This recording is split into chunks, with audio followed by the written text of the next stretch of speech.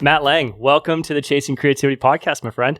Thanks for having me, Dalton. Dude, absolutely, man. I like to start these off with a little background as to maybe how I got interested in your music or how I know about you. And I think the place I want to start with this one is I've, of course, been doing my research, watching other interviews, reading interviews, or interviews you've had in the past. And one thing I think is so cool, and it's something I want to talk a lot about today, is this. It seems like you have this really balanced approach to how you approach your career. So you, as I heard in the EDM Prod interview, you want to do exactly what the fuck you want to do with your music. And I think I want to start there, man. How has this kind of formed over the years to where you've just kind of built out this little sliver of doing the music you want and kind of built a career around it? Sorry, my cat's fucking with the light. It's been a long time,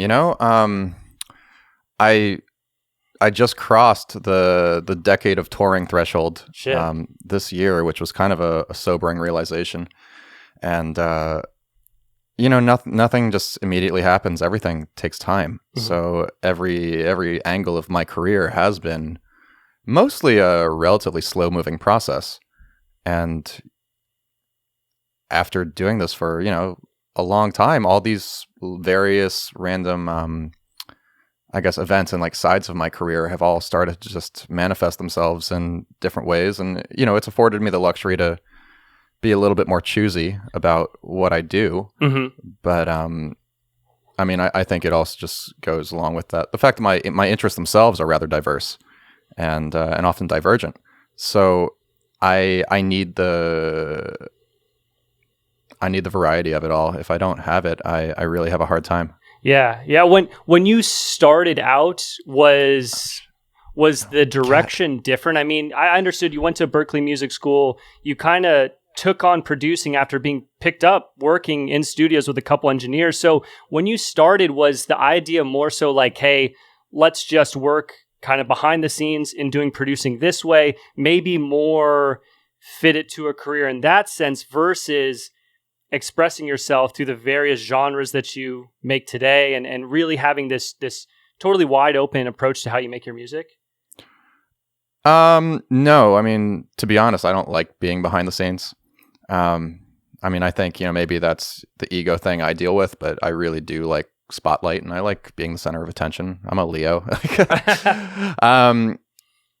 But yeah, I think, some of those early jobs, those were, just because of right place, right time, knowing the right people that, they offered me these opportunities where, I could go and work on someone's record for a while. And I learned, a ton doing that.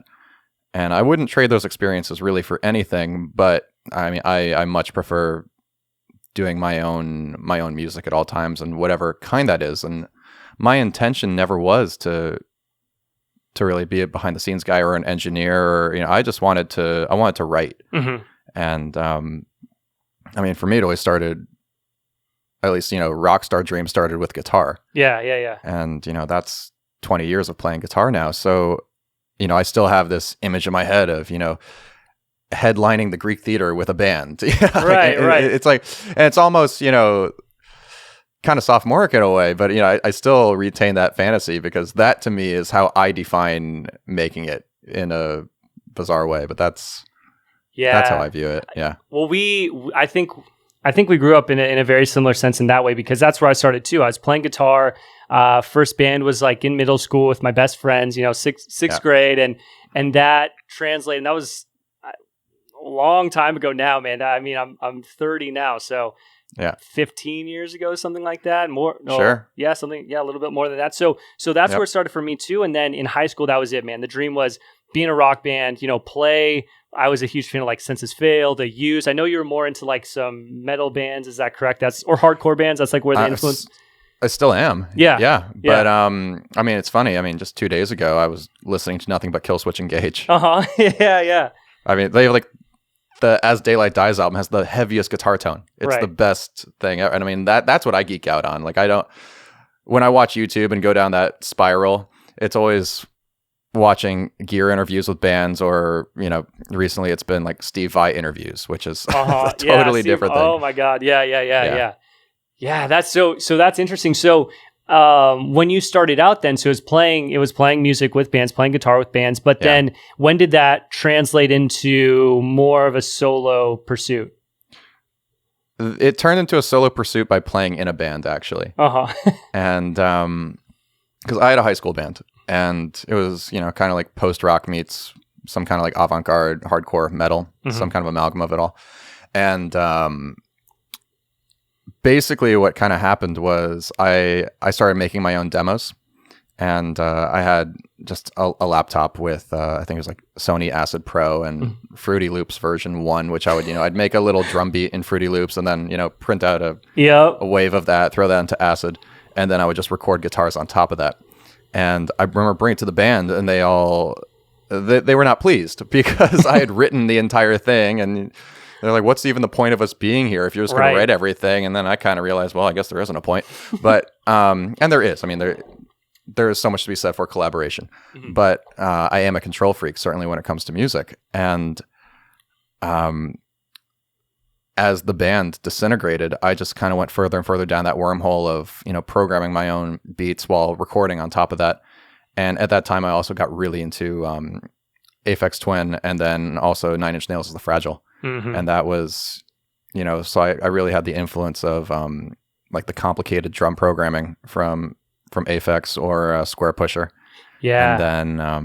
And then, I had that kind of, because like my background is metal as far as guitar goes. I mean, it's like metal and post-rock, and that's the stuff I love.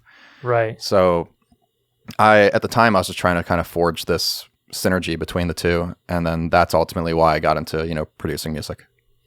Interesting. It's such an interesting background, because you don't hear a lot of guys that kind of I mean, I guess you do. I'm just thinking, like, you don't hear a lot of guys that end up working in this electronic dance music scene. And I don't even want to call it electronic dance music, but, IDM or whatever it is, kind of more of the, darker techno sound and such. But oftentimes, I guess it's just funny to me that you started this from a place where you had this heavy influence in metal or hardcore music, and then probably such a appreciation for the technical aspects of guitar. Because when we listen to those guitar riffs from those iconic hardcore bands, it's so technical, So totally. Yeah.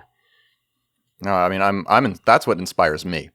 Is like when I mean, and it's funny, and I feel like I'm a really terrible guitarist compared to. I mean, it's it's because,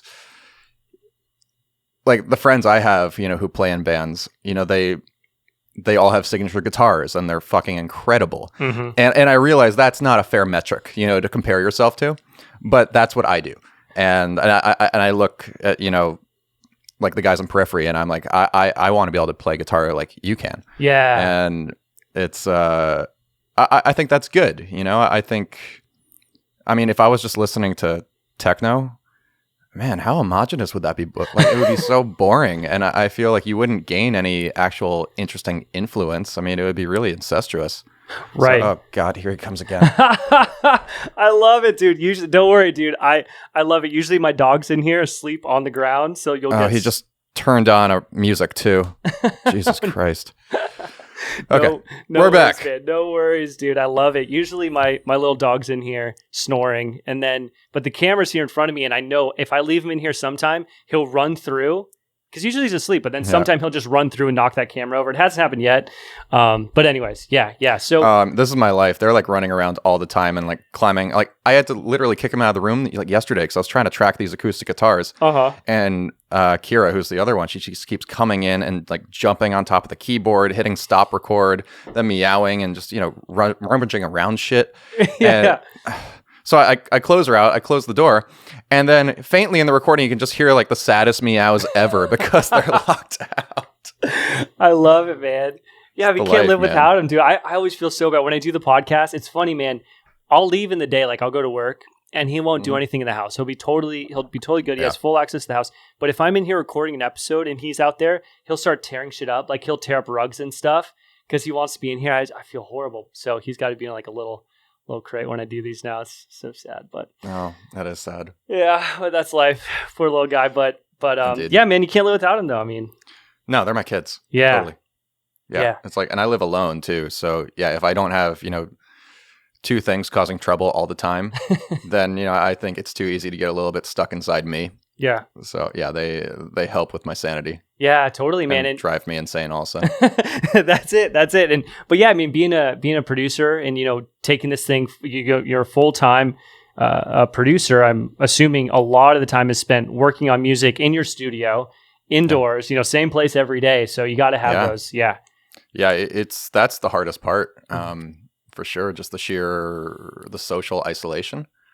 And then it's funny because then you factor, if you're touring at the same time, you go from being by yourself all the time at home, just working on whatever. And then you go on the road where, unless you're going to a city where you have a lot of friends, you're all alone again. And you're all alone on that airport, in the plane, in the hotel room. I mean, all the things that are coming out now about, the mental health issues that are coming around touring musicians. I mean, man, I've faced them all. I mean, fortunately not, the drug addiction thing, but certainly, yeah, like the nihilism and the existential, seemingly meaningless side of it all. It's something that can be really, really challenging to deal with at times. Well, you get to see, it's very interesting to be a producer at this stage in your career because you get to see kind of a dream come true for a lot of people. You start out and you're saying, I want to be a producer, and you work really hard and you achieve this thing. And then I think a lot of times when people get there, I think a lot of people roll with this momentum of like, hey, if I get here, this is going to check all these boxes. But then you get there and you're the same person. You're doing the same things. Those boxes remain unchecked. Right. Yeah. It's tough. Yeah. Well, it gives an interesting insight because then you have to look and say, okay, what makes, what's the answer? What? And I think this kind of leads in very interestingly into, I think something you follow just based on listening to previous interviews is stoicism and having a balanced life and understanding that like all these exterior things happen outside you. And you kind of have to find this balance within yourself and try not to engage with all of that exterior stuff as much as possible. Yep. Yeah. It's tough. The stoicism thing I got into certainly, like we were talking about earlier, because of Ryan Holiday. And I can't remember the first book I ever read of his was this, Trust Me, I'm Lying, his book he wrote about when he was working as the marketing director for American Apparel. And it's interesting also to watch the way his writing has evolved from, basically being this, almost like cyberpunk, I guess, marketing terrorist kind of guy, or, that was a title he gave himself, or something like that. And then evolving when he found stoicism, and then, he wrote books like, Obstacle is the Way and Ego is the Enemy. And, then he did that Hulk Hogan trial book, which was actually quite interesting. Oh, I don't know about that one. Yeah. It's an interesting read. I didn't know it's The Fall of Gawker. Yeah. And, right. Yeah. Yeah. And I didn't know really, much about it at the time, but, he's a great writer, and he was certainly my introduction to stoicism, and I like it. I can't read it all the time. Sometimes it just, I want a little bit more soul sometimes, I think. And I do appreciate the disconnection that a lot of stoicism kind of prescribes. And I think that can be healthy. But these days, when things happen in my life, it's almost like that thing they teach you in, therapy or something like that. As opposed to reacting immediately, count to 10 or something, so you're just not impulsive. And now I always have myself split between two minds where, it's like, the devil on my shoulder says, no, like be emotional, be upset. Right. And, and the other side of me says, this doesn't matter at all. And I'm always teetering kind of between the edge of that, because as an artist, I truly feel like I need to have emotional responses to things. I mean, I feel like that's my duty as an artist. And if I'm basically on like the philosophy version of Xanax, like, yeah. I mean, I feel like I'm kind of missing the plot a bit. Right. And so I think it's just, you have to allow yourself, or choose when it's more beneficial to feel something, and when it's more beneficial to just let it pass you by. And of course, if you do want to react, then, find a positive way to channel it. Yeah, I think that's put really well, because today it's so funny, especially being an artist and releasing things. I think a person can quickly start to kind of live in the results, right? You put something out, and then if it doesn't, say, perform well, you can be immediately just captivated by the emotions of something, like, or something goes wrong when you're trying to release music. And I mean, it's like, if you're not well versed in some of these other ideas, or kind of thinking about it in that sense, you could really get caught up in it, So that's a situation where it can be so beneficial to be able to remove yourself and say, hey, fuck it, this didn't work. Yeah. All right, let's keep moving on. But you're right. It's like teetering this line where if you go too much in that direction, suddenly things that are really, really important, you could find yourself not reacting to. Yeah, and I think it's so unhealthy when people don't react. Mm-hmm. And usually it's not because they're processing things in a more stoic fashion. I mean, usually it's because, you're bottling up your emotions, and we all know that works out great for everybody. But no, I really do think, emoting, I think it's healthy, and I think it's necessary. Yeah. Yeah, it's very interesting. And I think those ideas, though, are so important, especially today with things like Instagram, and I feel like I talk about it way too much on this podcast, but you see it's so easy to get emotionally caught up in these things. Like, you see how someone else's, music is performed, or whatever. I mean, you see this kind of curated life behind Instagram. So having some of these other things that are developed where you can kind of just look at it and be like, meh, all right, let's keep moving forward. Sure. I just think it's so important, especially for artists and musicians. It is, because, I think I know people go into this path because creative people are more highly or are more emotionally charged. A lot of it is expressing something where that whatever that box is, or whatever that feeling is inside them that can't maybe be filled with other things, can be Sure. filled with creating, and it's a very emotional experience. Yeah. Yeah. I mean, that's what I live for. Yeah.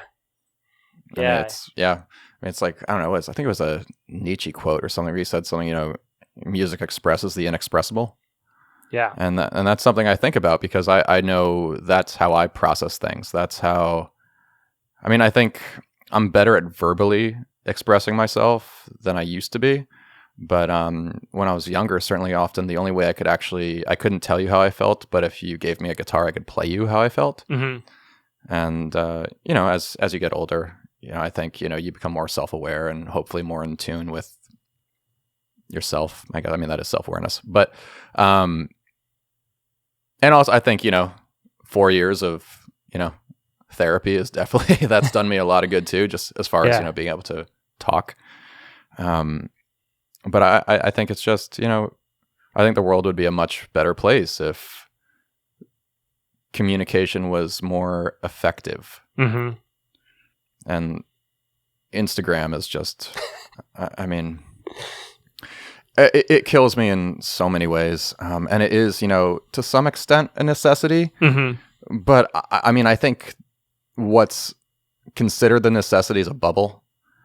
And especially, music is not built for Instagram. Right. And I feel like trying to compare yourself with, anything that's visual, like that's, the way Instagram transformed the skateboarding industry is insane. Yeah. And, no one puts out videos really. Now it's, or like long full length videos. It's much rarer when it happens. Mm-hmm. And if they do it, it has to be really special, because now everything is Instagram. And that makes sense that, that would transform that industry in that way, because it's such a visual thing to watch. Yep. I'm not going to Instagram myself sitting in the studio. I mean, like, okay, cool. Like, you can film some guy going into like an Ollie Crooked grind, and like that looks awesome. Right. You're going to film me for 15 fucking hours, like making one sound. Yeah, like that's not exciting, and it's not visually pleasing. You know, the lights in here are not like, you know, stunning. It's not like I have beautiful California sunshine going on in here. Right. Like, it's just, you know, me in like a very, like, it's a working studio. It doesn't, it's not like, you know, nice lights everywhere. It's like, no, it's cables, you know, pedals, cats, and like shit everywhere. And that's, you know, I'm not going to take a picture of that and even put that on Instagram because it just doesn't look good. It's not visually pleasing, but it feels like home. So I'm happy with it. Yeah. It is very interesting that way because there are some people, and I was just, you know, chatting with Bill about this for I don't know, it's a few days ago now. There's some people that are so good at that Instagram game that there's nothing behind it. It's just the Instagram game, you know, and it's all visual for the music. That is, it's all visual for the, you know, the party scene and all these visual components to it. And it's a kind of thin facade. And you're right. I mean, I don't think it's very interesting because I think this has kind of opened this door to so much content being out there. And, you know, now labels and venues and all these different places are looking at like how are their social medias, you know, and it's like, well, that's not what it's about. It's like, how's the music, you know? No, it's not. But you know, I can't argue it from a business perspective because if they have X amount of followers, that means they sell that many tickets. I mean, at the end of the day, when it comes to a show from a venue's perspective, you know, unless you have someone who's a fan of your music, the number one thing is ticket sales. You know, it's making money. That's, you know, that's what they stand, because if they don't make money, they can't exist. So that's a necessity also. Yeah. So if it means, you know, you book this Instagram star who, you know, literally offers nothing to the world and probably is just, you know, taking more away from it than giving. Well, I mean, I get it from a business perspective. I can understand why you would want to book that person. From an artistic standpoint, I would probably create a felony, but that's just, you know, it's just not it's something I really just try to avoid. And it's funny, the New York Times just actually had an article. It was titled, Why Isn't Instagram More Witty? And it was talking about aphorisms and how, you know, the theoretical purpose of an aphorism is to impart some kind of wisdom, or maybe, you know, something you hadn't thought about, like, you know, like the simplest one ever would be, you know, an apple a day makes the doctor go away. But what does that tell you? You know, eat well. You know, eat your fruits, eat your vegetables, whatever. Seeing constant streams of, you know, everything's amazing. You're perfect the way it is, the way you are. Life is a gift. Like, that's fucking bullshit. Like, yeah. You know, and that's like, and it's lying to you, but yeah, okay, it makes you feel good. But I mean, again, that it's the new form of like pseudo psychobabble just to make people feel more important and more okay. I don't know. It's, or just feel more comfortable, and you know, that has a value. I mean, yeah, everyone wants to feel comfortable and loved and, you know, cared for and all these things, and of course, confident in yourself. But I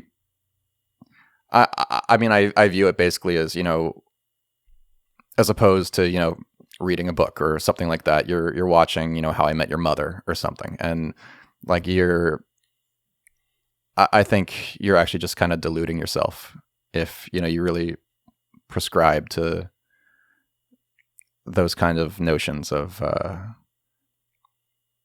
you know what I mean? It's just like, it's always, it's just those, it's like memes, you know, they're like these words of, right. Life is beautiful, and like, yeah, sure, life is beautiful, but you know, you're missing the whole point. I mean, there are two sides to every coin, and yes, you know, a swan is beautiful. Before it was beautiful, it was this duckling. Okay, that transformation's great. Yeah, but then the tiger comes and eats the swan. The tiger needs to feed, but if the tiger doesn't feed, then the tiger's going to die, and that's sad. I mean, this is like, life by nature is tragic. You know, we are here for a short period of time, and you know, at the end of the day, like, what is it? Fight Club. You know, like on a long enough timeline, the survival rate for everybody drops to 0. This is the harsh reality of what we live in. And I mean, I feel, you know, maybe there's like the existentialist side of me, but I mean, and I feel that is actually very liberating, because, you know, realizing that this is all we have, well, try to make the best of it, because I mean, you could sit and be miserable, and then you're going to be miserable. Right. And then that's going to make your life worse. So, Yeah. I don't know. Find something to care about.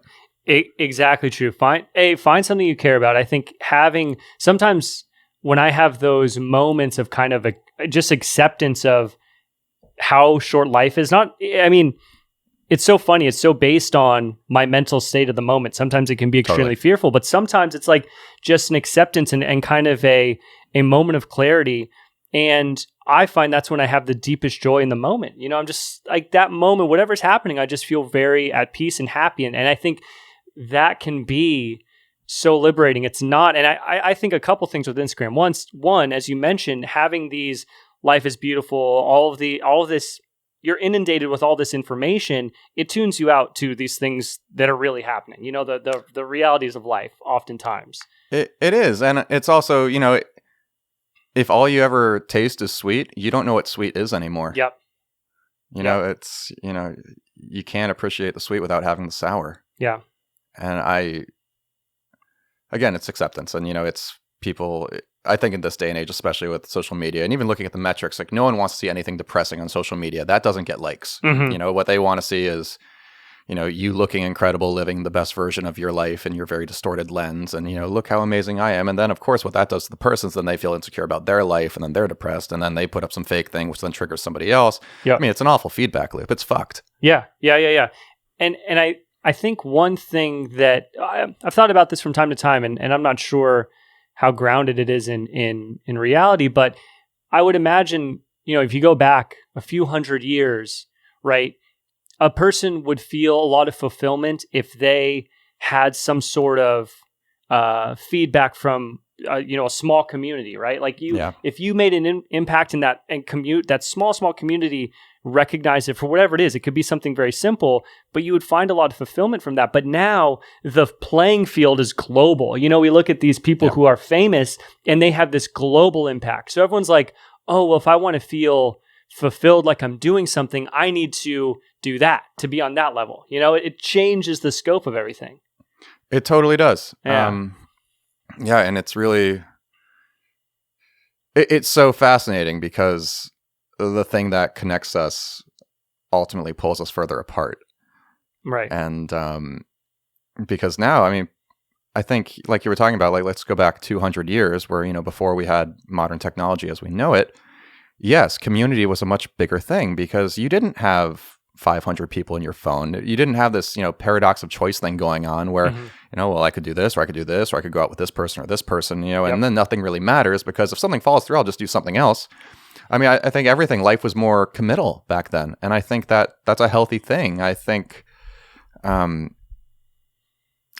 would like to see us, kind of get back to that a little bit, live off the devices. And I say this as, I'm addicted to my phone as much as anybody else. Same. But it's also that thing, if you look back, 200 years, life was harder. It was, a society typically only has, the extent of the issues that we have, be it depression, fear, whatever, anxiety, once it's actually not that hard to survive. Mm-hmm.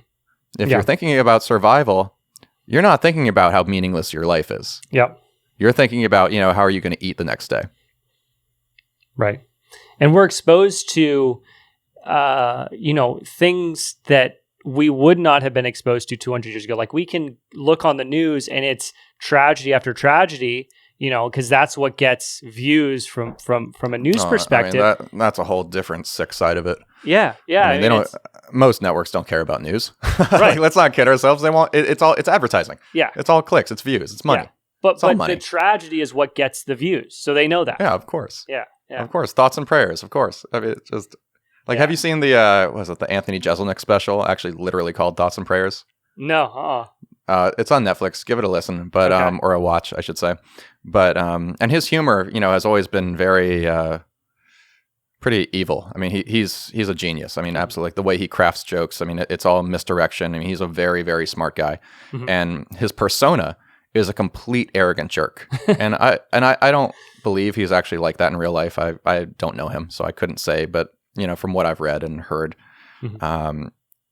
He crafted this persona because of how effective it was. Mm-hmm. But anyway, back to Thoughts and Prayers. The last 15 minutes is not jokes. It's just him ranting about the way modern society essentially handles atrocities. Yeah. And it's all this, well, we're not going to actually change gun laws. No, we're just going to send thoughts and prayers to the kids of Aurora. Right. Like, that's helpful. That's going to go far. Yeah.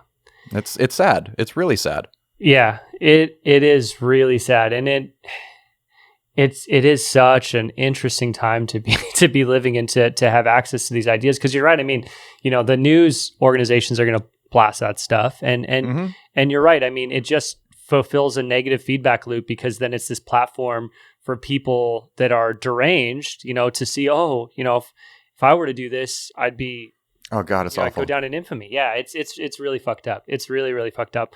And so it's such a weird time to be alive. And I think being able to sift, kind of direct your way through something like this into I think something that's very, very important is determine, what brings you fulfillment and what brings you those moments of happiness, and seeking those things out. And I really like the perspective of Jordan Peterson, who he has the idea where you pick something that does bring you fulfillment and joy, and then you set a crazy goal around it, because in that pursuit of trying to do something that's above yourself, that can give back to people and is fulfilling, and it's something you don't even think you can really achieve, in that process you find you find a feedback. And for me, that's the best thing I've been able to find, aside from friends, family, having a loving relationship with my friends and family. But for that other piece of myself, that's the only thing I've found that kind of fits that box, at least, having a pursuit like that. Yeah. I agree. You create your own meaning. Yeah. You have to. Yeah. Otherwise, why even bother? What's the point? Yeah. There was a documentary on Nietzsche, and I haven't read a lot of Nietzsche. I'd like to. Pretty bad about reading. I get myself too fucking busy with shit like this. You should read the new Mark Manson book, Everything is Fucked. Oh, I've seen it around. Is it good? It's great. And I mean, I like Manson a lot. But he talks actually a lot about Nietzsche, and which was something I didn't expect. And I mean, I read Ecce Homo when I was in 10th grade or something like that. Around, the fall of when I stopped believing in, any higher power or anything like that. I just went, head first into Karl Marx and Nietzsche, and eventually Ayn Rand. Yeah. But, which, seems like the natural progression of, the pendulum swings way back. Right. But, I think you'd like that book. It's very relatable. He talks about Stoicism a fair amount too, and, the existential dread, and, he calls it the uncomfortable truth that we're all going to die. Yeah. It's a valuable read. I'll definitely check it out. I've been meaning to spend more time doing so. I mean, now that, especially being able to chat with guys like you, it's important for sure. And I remember watching a documentary on Nietzsche, and there was a time where, he's trying to find the meaning of life, and he's saying, God is dead and all these things, and that there's no meaning at all. But at one point in his life, he decided that music was the answer, which I thought was the coolest thing, because that was in the process of starting to write music again. I was like, this is it. And then he gives that up, and he's like, no, nothing matters. Was it Wagner he was really into? I think, yeah. I think it was Wagner, yeah. Yeah. So it's interesting. I mean, you have to find those things and that brings up a really interesting discussion, because it's like, okay, is there something, if you don't believe there's a higher power, right? If you believe there's kind of nothing of real meaning in the universe, which I think is kind of where he goes. And for a brief time, he was saying music is this answer.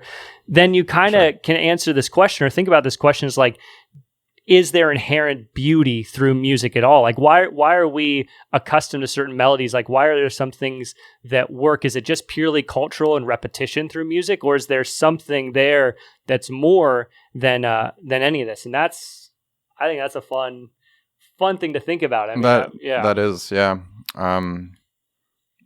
I don't think I'm educated enough on that topic to. I would say I'm not either. Really make a valuable opinion. I mean, I know, like, for me, it's, music affects me emotionally. And for most people, I mean, that's usually why we like music. I mean, just the feeling of that. I mean, it makes you feel anything, basically. Just the sheer emotional manipulation music has is absolutely incredible. Yeah. But historically, I mean, sure, a lot of it was cultural. I mean, it was so ritualistic at first, it was celebration. It was communal gatherings. The start of it, how that eventually, evolved into the way it's perceived now, I couldn't say. Yeah. Yeah. It is. It's so strange, but I feel the same way. I mean, when I listen to music that really, and that's one important thing to mention too. It's so different for everyone. So that speaks to, kind of a loss of meaning behind music, because it can mean so many different things for so many different people. But you're right. The times when you can listen to something, or especially write something that gives you that emotional charge, is something that I at least can't find any other place. Yep. Yep. Totally. Yeah. So then my thought is just, being able to chat with you, you kind of forge this over time, and you realize, like, when I write music, I can get this type of feedback. When I perform music for people, I get this type of feedback. So early on, were you setting kind of these big goals to chase these things and kind of have this process, or when did you find that it comes down to creating this? Because this is my understanding, right? I listened to some interviews with you, and you don't really go along this path at all of chasing the pop dream, right? It's nothing like that. It's making music for yourself. But was it always that way? I mean, from the start, was it always just about having this feedback and you're like, okay, this is what I want to do. I want to set everything up for myself, or was there ever any deviation from that? No, I'm kind of selfish when it comes to that. I don't really think I always just wanted to do my own thing. Basically, as long as I can remember, my mom used to always say, march to the beat of my own drum, which was oddly poetic at the time. Or not oddly, I mean, she's brilliant, but, and that ultimately is kind of like the foundation of why, like I named my label and other things Ice Rhythm, because that was, essentially rhythmically a rhythm marching to the beat of its own drum against the context of whatever else is going on. But, no, I've always kind of just decided this is what I want to do for the most part, and then I just do it. And what I want to do changes, naturally. And then the trick is, having these responsibilities to things you don't necessarily want to do as much, and then balancing that with, what are you most passionate about? Yeah. Do you find then when you're balancing these other responsibilities, I mean, you mentioned earlier, right? If it's only sweetness, you lose the understanding of sweetness. So balancing this life that's busy, and sometimes it pulls you away from the music, but then you can get back in and the inspiration changes a bit. I'm guessing, does that kind of allow for a very, in a strange way, balanced life? No. Okay. No, not at all. Because if you're self-employed, God, what was it? People say, oh, when you do what you love, you never work a day in your life. Right. And I had this conversation with a friend of mine. She's a composer. And her line back to it, which was the most, it was the perfect, retort to that, was, when you do what you love, you become miserable and oppressed by the thing you once loved. Which, and it's said in jest, obviously, like, she wouldn't be doing what she's doing, if she truly believed that. Right. But, yeah, I mean, your relationship with music, when it's suddenly, or whatever form of art you're doing, or I guess anything you care about, whether it's playing sports or anything. I mean, the minute it goes from purely, sheer enjoyment and a hobby or just a passion into sustaining your livelihood, that changes your relationship with your craft 100%. Yeah. It's interesting. I mean, I don't mean to jump in. I had I think we had kind of similar paths in the sense I saw, or I heard both your parents are artists. Both my parents are musicians. And when I was young, my dad was very adamant about me not getting into music, which he couldn't really stop. But my parents discouraged it too, actually, originally. Yeah. And I think from, they've seen the path, right? I mean, following a creative path can be really challenging. I mean, sometimes the money can be tight, and he luckily became a professor, but he would see students, take on music full time and struggle. And I think that's why he didn't want me to take that path. But, Yeah. I went a different direction. I got a degree, I started working, but it's funny because in the same sense, you go and pick up something else. Okay, let's try that. But then you're not really fulfilled in a sense. Then you're doing something aside from what you really love doing. So it's this balance too. If you go out in the other direction, that's challenging in the same sense. Well, I mean, it's kind of funny too, because I mean, being a professional musician, like a lot of times it sucks. Like it's really hard. And then you think about, well, I could be doing something else, and you realize literally, at least to me, literally everything else is 100 times worse. Right. So it's like, well, I guess I'm stuck doing the thing I love, even though it is challenging. But I mean, like I could not handle a 9 to 5. I just can't. It's not in me. Yeah. I just can't do it. And or just having a boss, like bad employee. Yeah. Like I'm just can't do it. I'm just not wired that way. Right. And I think I think it's good to pose the challenge of can you do this, and I think certainly in the case of when my parents, and I shouldn't say they were discouraging, but because they supported me doing music my entire childhood. I mean, I started because they sat me down at a piano when I was 4 or 5 for lessons. Mm-hmm. But when I came, I remember when I was looking at colleges, they really wanted me to apply to all these liberal arts colleges. And then I toured Berkeley, and it was, I applied to the others, and, I got into a couple, but it was like, nope, this is it. And I think, the minute that they saw in my eyes, like, this is the only path for me, then they've been nothing but incredibly supportive. Yeah.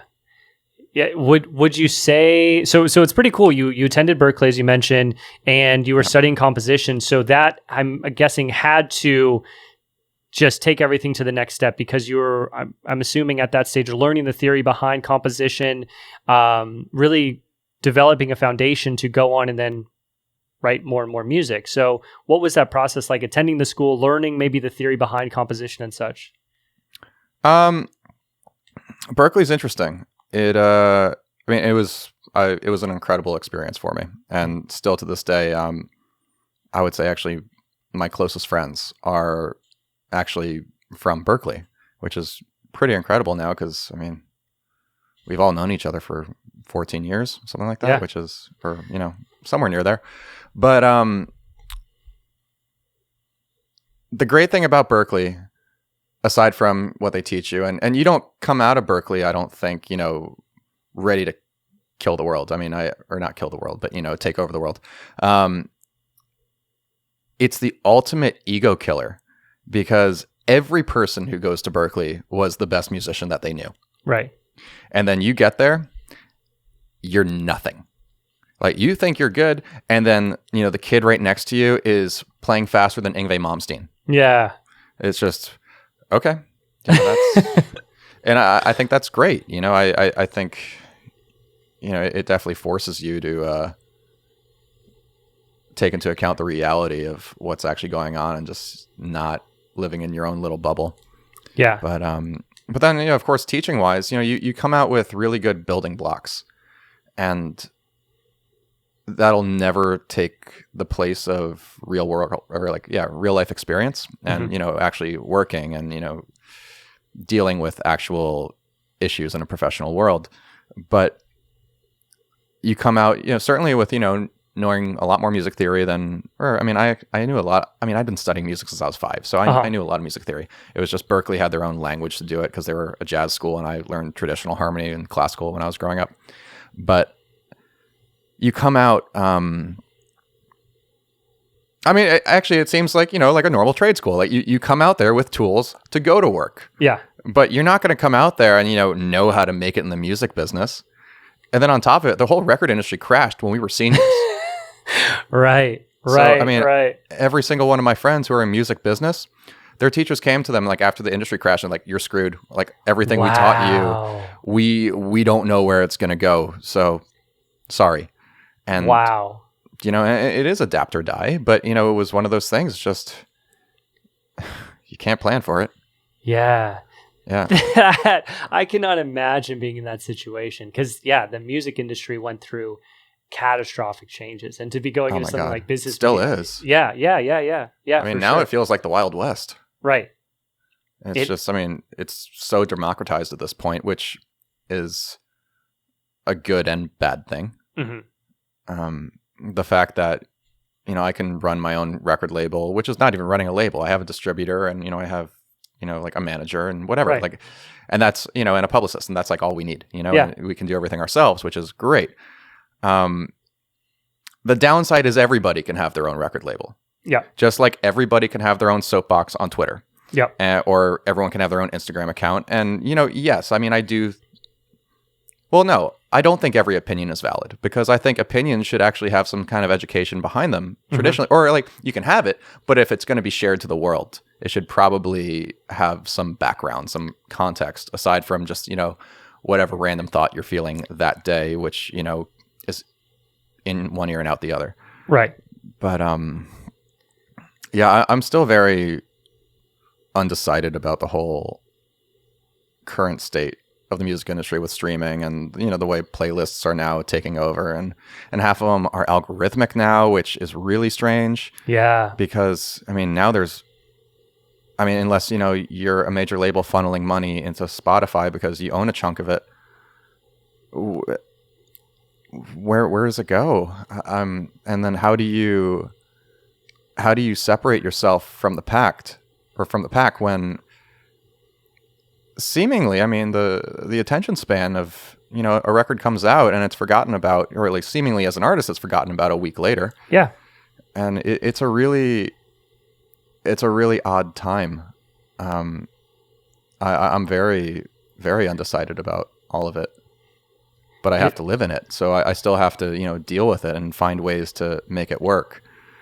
But I mean, it's very easy to romanticize, you know, 20 years ago when, you know, they gave you big advances and like go in a studio and you're going to track it Sound City, and, you know, it's going to be awesome. And, you know, we're going to get this, everything will be paid for. And of course, you know, those bands ended up so in the red, which, you know, I mean, there's that great piece Steve Albini wrote years ago called The Problem with Music. And he wrote it in, I think, 93, 94. And he laid out actually the entire equation about how a band that, you know, like traditional major label deal in the 90s, and they get, you know, say $500K to do a record, including, you know, a $250 recording budget and a $250 advance, and they all go buy gear and they get merch and, you know, all this stuff, and they go gold. Yeah. And they're still in the red. Yep. And that's incredible to me. Yeah, like Jared Leto in the documentary about 30 Seconds to Mars. That's incredible. I mean, they were, yeah, I think, contracted for a set number of albums. They couldn't get out of the deal, and they were in the red, like hundreds of thousands of dollars to the label. And they're touring. They're making, you know, or the label's making hundreds of thousands of dollars on their name, distributing records at the time. It's incredible. And that, I mean, I'm, you know, no one wants to hear that story. I mean, I'm so glad that is ending, and I think that there are more labels that are about the artist, because people know about that shit. You know, from my understanding, there are smaller labels now that's as best that they can to still be a business, be about the artist, you know? And some of them. Yeah. There should be more. Yeah. But I think, you know, that's the downside of the fact that anyone can have a record label now. So you have a lot of people who should be running record labels, running them and starting them, and, you know, like artists curating music that they want to put out. That's terrific. That's fantastic.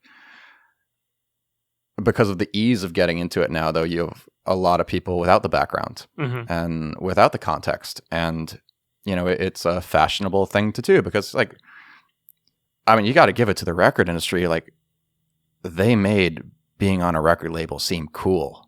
Yeah. I mean, man, like, you're on Elektra, you know, you're on the same record label as Metallica. Right. You know, right. that's like a dream, you know, it sells you on this idea. And of course, you know, the reality of that is, or I guess, you know, you do a big deal and the novelty of that wears off pretty soon. You know, it's great until it's not. And then it's really not great. It's an interesting, the music industry, man. It's just, God, I mean, it's like that Hunter S. Thompson. I'm full of quotes today, but yeah, I mean, the music industry is like run by like thieves and dogs, yeah. or whatever it is. Then he writes, or I don't know, they'll rip a guy apart or whatever. And then he writes, "There's also a negative side." Right. Yeah. You know, Yeah. I mean, it's true. It's a gnarly business. Yeah. Yeah. And now everyone's everyone's putting out content now because it is so easy, as you mentioned. Like everyone can have a Spotify, everyone can have an Instagram, as you mentioned. So now, and actually, you just said the key word right there. A Spotify. Nope. Content. Yeah. So much content. Well, and I hate content. Yeah. Because what that means is everything. It trivializes music. First of all, now it's we need content, so we need songs. We need pictures, we need video and all these things. And it takes everything away from, the actual art itself, I believe, of, actually, creating music and writing something evocative. Yeah. And replaces it to fit in this modern bubble of Instagram and YouTube where, again, everyone's just going to watch if you're lucky, a whole 60 seconds on their phone. Yeah, out of a phone speaker. I mean, come on. It's just right. It devalues art.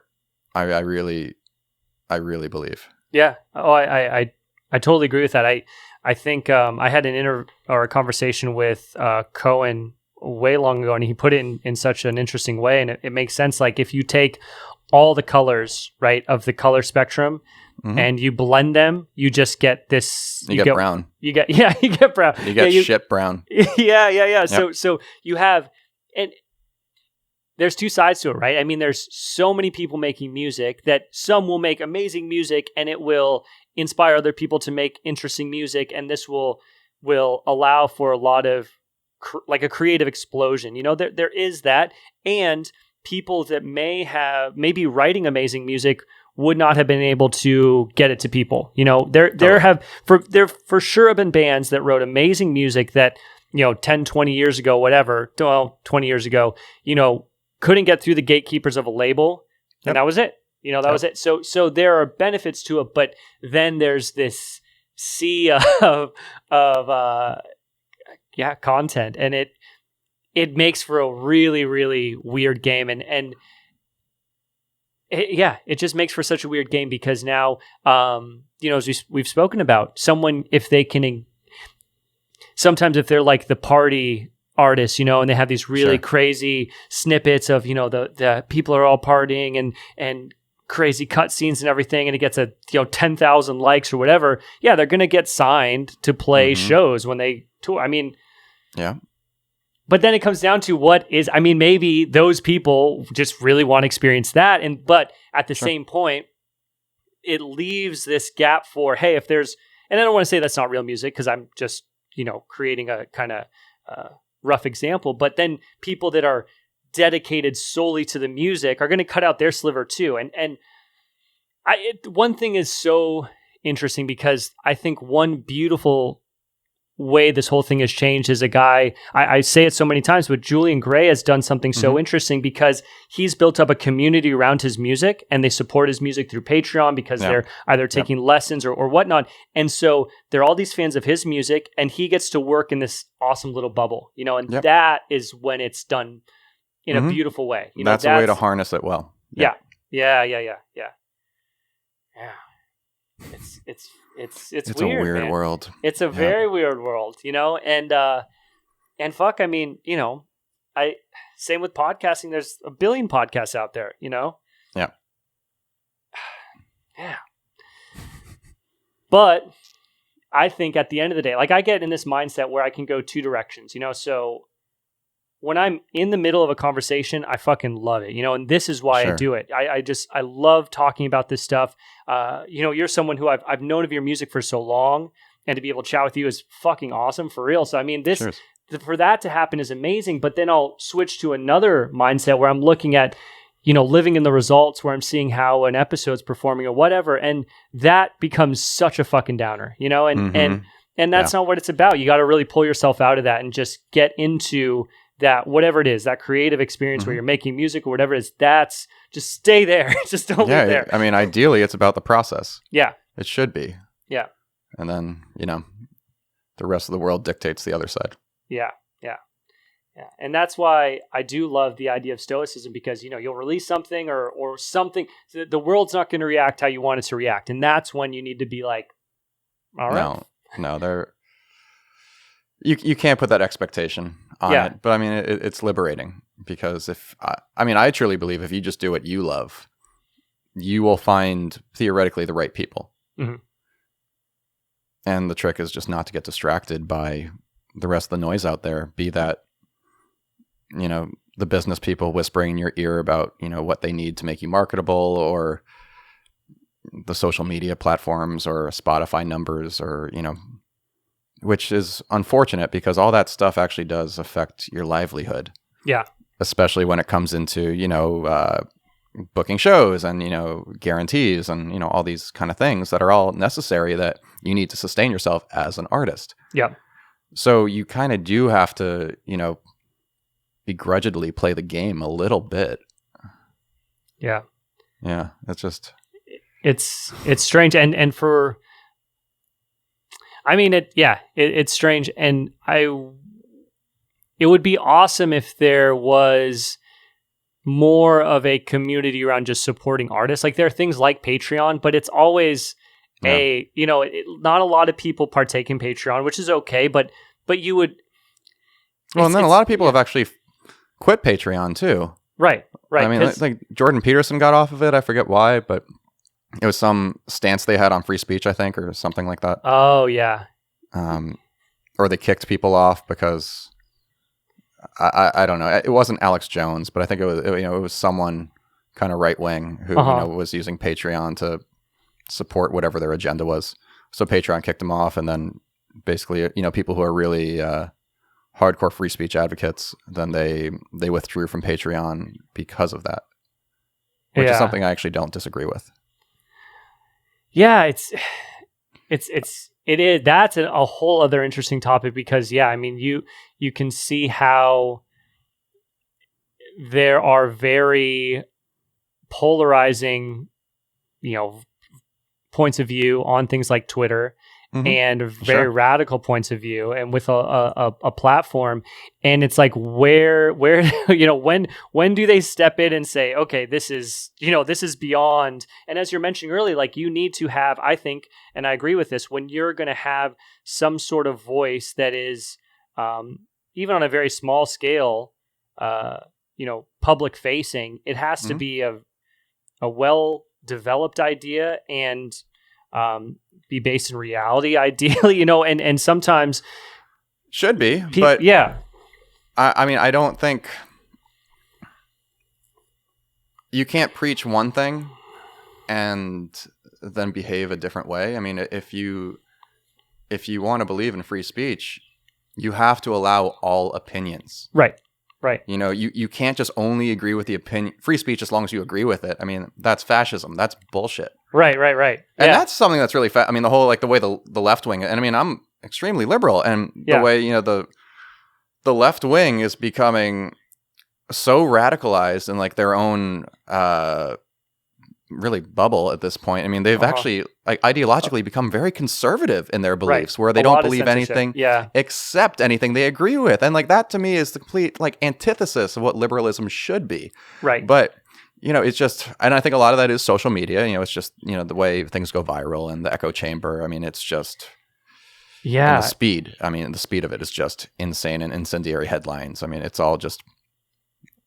I mean, it's incredible social manipulation. Yeah. I heard somewhere where the algorithm for Twitter, the algorithm or algorithms for Twitter work in such a way that they want to put content in front of you that's going to get you to engage with it, right? Well, what that ends up being is stuff that's inflammatory towards your views. Right. So it's creating tension unintentionally just by how the algorithm works. And I mean, it's... then you spend more time on Twitter. Right. You're upset. That's tweeting the end away. Of the game. They don't care. They just want you to be on Twitter. Same thing with Facebook. Like that. Why do you think that all their new platforms, be it video, and they're going to have their own TV service, and all the advertising, and all they want you to do is never get off Facebook. Right. Because the more you're on Facebook, the more money they make, because the amount of ads you're going to see. Yeah. I mean, it's hard to see the good in these things when, if you look a little bit behind the curtain. And And I realize how cynical that sounds. And I don't like, I mean, I often am cynical like that, but I don't enjoy being cynical to that extent. Yeah, we're in the same boat there, because I'll see it and you want to find the good in these things, you know, but it's right there in front of you. Yeah. Yeah, that's the thing. I want to see the good in it. So stop being such a jerk. But then they don't, you know. It's yeah. Yeah. Yeah, man. It acts for a really, really strange time right now. And my hope is, I've said this before on episodes, is, you know, my hope is that there's kind of this pendulum swing where there's this obsession with social media, and especially, you know, music being kind of commoditized and such. Mm-hmm. And, you know, you hope for it to go the other way, or at least there's going to be space carved out for everyone else, you know, and if it goes that way, great. But then there's, I think, needs to be, and there will be, but a space for realness and, you know, real artistic expression and not about likes and all this bullshit, you know? Yeah. Do you know, because I know Instagram is playing with the idea of removing likes or something. Likes? Oh, really? Yeah. I don't know how they're going to execute it. I'm wondering if, you know, you'll still personally see the amount of interaction you get, but I think then maybe publicly it won't display how many likes something gets. Which actually, that's an interesting way. Yeah. That is interesting. Because I don't think it. At first, I was like, "Oh, that's going to totally like emaciate the influencer crowd," and I don't think it will, because the influencers will still be able to provide their, you know, their statistics to whoever, you know, their sponsors or investors are, whatever. Right. But what it will deter is the insecurities people feel. Yeah. Or at least, you know, not all of them. I mean, still, you know, you're going to see all these photoshopped images. I mean, God, if I was a woman right now, yeah. Like, I'm so glad I don't have to compare myself to, you know, all these Instagram models all the time. Like that. Yeah. That's got to be horrifying. But I think it could be, a good thing. I'm curious to see if they do it, because there's going to be an uproar if they do. Totally. That would be very interesting. And it's cool if they're even playing with those ideas to see that. I think these things like Instagram and Facebook have really set this strange tone in culture, you know, and at least they're trying to react to it a bit. And if they are trying to react to it in a positive way, I mean, that would be amazing. Yeah. Maybe. Yeah. Or maybe they blow the whole thing up.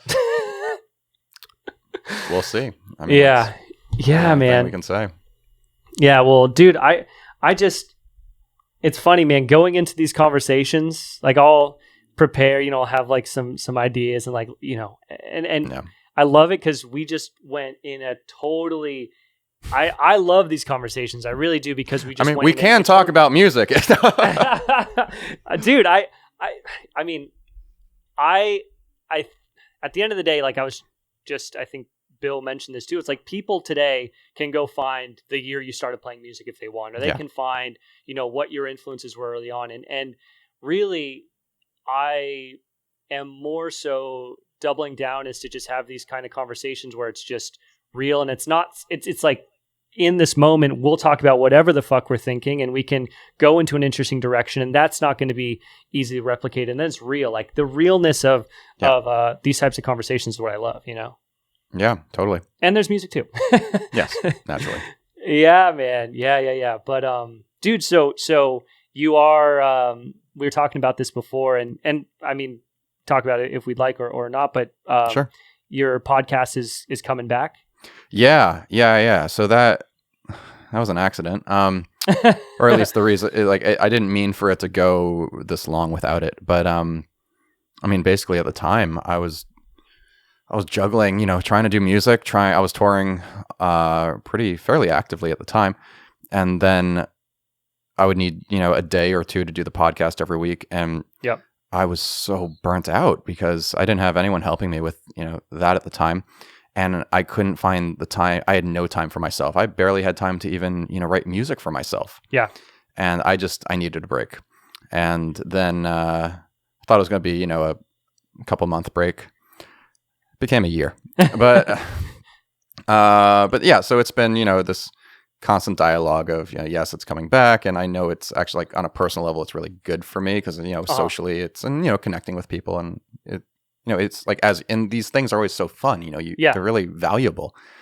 And this time, now it's, we're going to be doing video, much like you're doing here. Hell yeah. I mean, it'll be, a little bit different because we'll be in the same room, and, I've been sorting out all of the tech issues and having to learn, the programs like, OBS and whatever.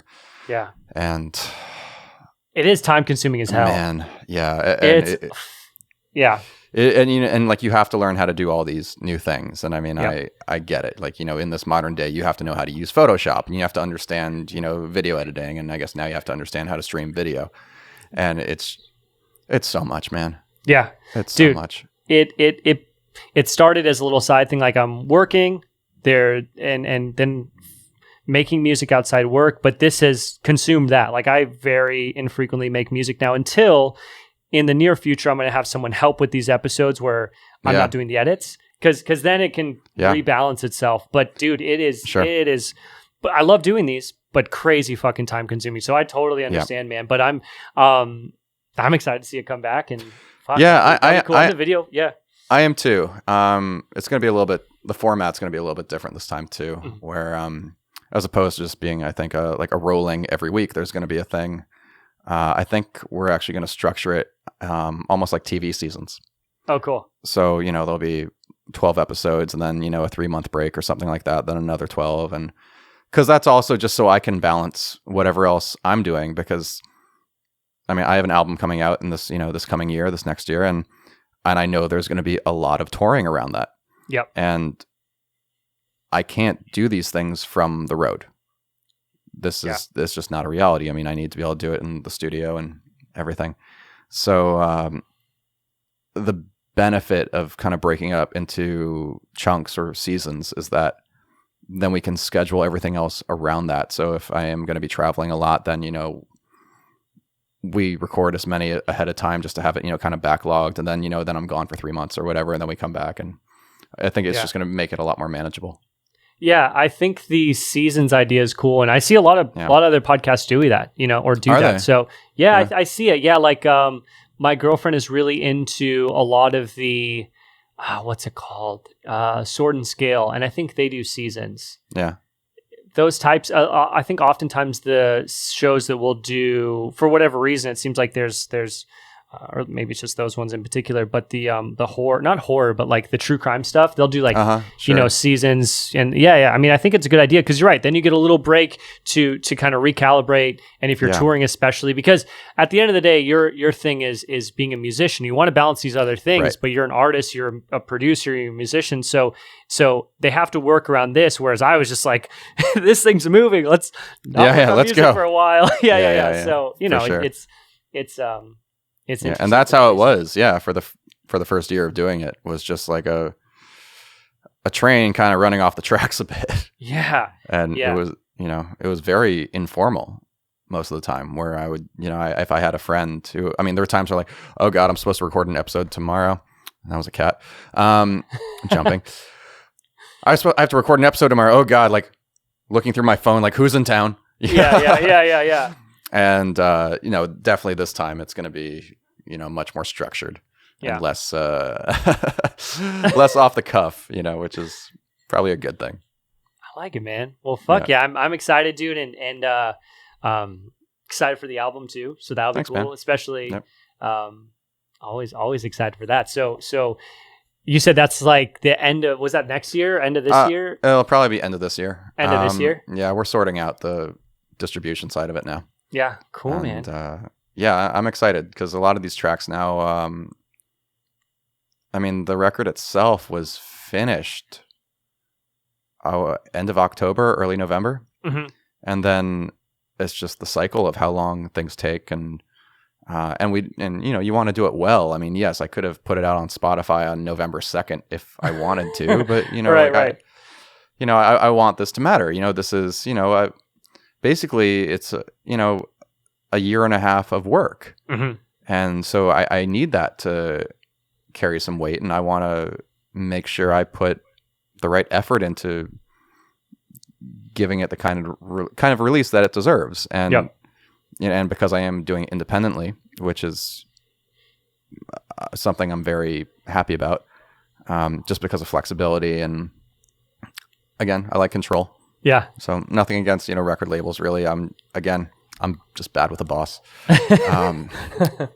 Yeah. So it's just, but it's a lot more work. It's not just like you hand the record in and then they take care of everything. We have to take care of everything. And it's, unfortunately, like my manager is, handling the majority of all of the arranging and organizing. And I mean, I wrote the music, and then, like that side of it's done. So now it's just, he's sorting out all the business end of it, which is great because he's fantastic at that. And I am awful.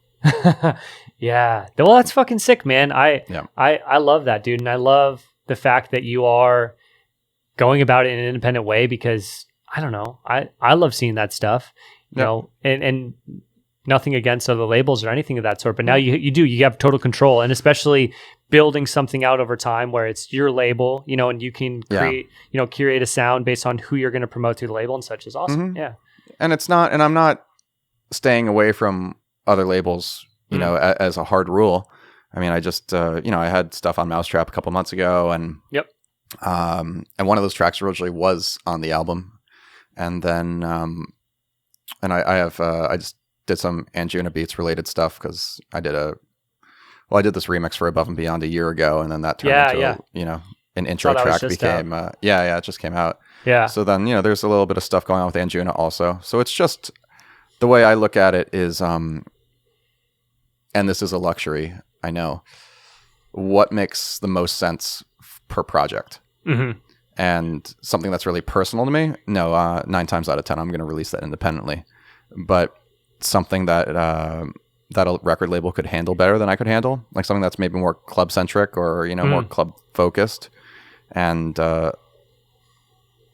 less bizarre or, less experimental. Mm-hmm. A lot of times a label would handle, I mean, it's very rare I put out a club track on my own label. Right. Just because I won't do nearly as well with it as a record label could.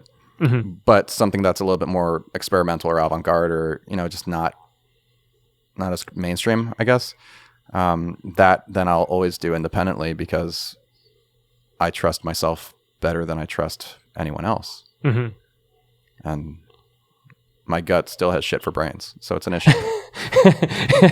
Yeah, but that's I think it just speaks again to it must be such a very enjoyable path because you get to play with lots of different genres. You have so many different styles that you will produce. There are tracks that are more cinematic with the guitar, and then you'll have more, dark techno tracks. So having that ability to jump around a bit is awesome. And then as you mentioned with like the club tracks, they are like, you still have this dark sound that fits perfectly on Mousetrap.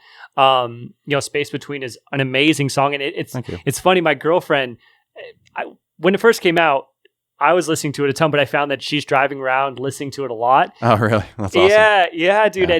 And she typically won't listen to a lot of the artists on Mousetrap because she's just into other things. So when I told her, I was like, yeah, Matt's coming on the podcast. Then she's like, oh, what's going on? This is the thing. I was like, cool. Yeah, very so cool. she's a big fan, man. So yeah, I mean, but just speaking of that, it is cool because you get to play with so many different sounds, and I'm guessing creatively that's so refreshing because you don't have to know, okay, I have to kind of fit inside this little box. You get to just, whatever's working at the time, you get to play with. Yeah. Yeah. I need that freedom. Yeah. And that's the beauty of having different outlets, whatever makes the most sense. Yeah. That's a freedom. Yeah. Fuck yeah, man. Well, dude, I've loved this, man. I really do. I know you're busy as hell, man. So I appreciate you coming on. My pleasure. Yeah. I've loved this, man. And at any time in the future, if you want to do this again, I would be more than fucking happy. So yeah. I appreciate that. Thank you. Cool. Yeah, absolutely. Yeah.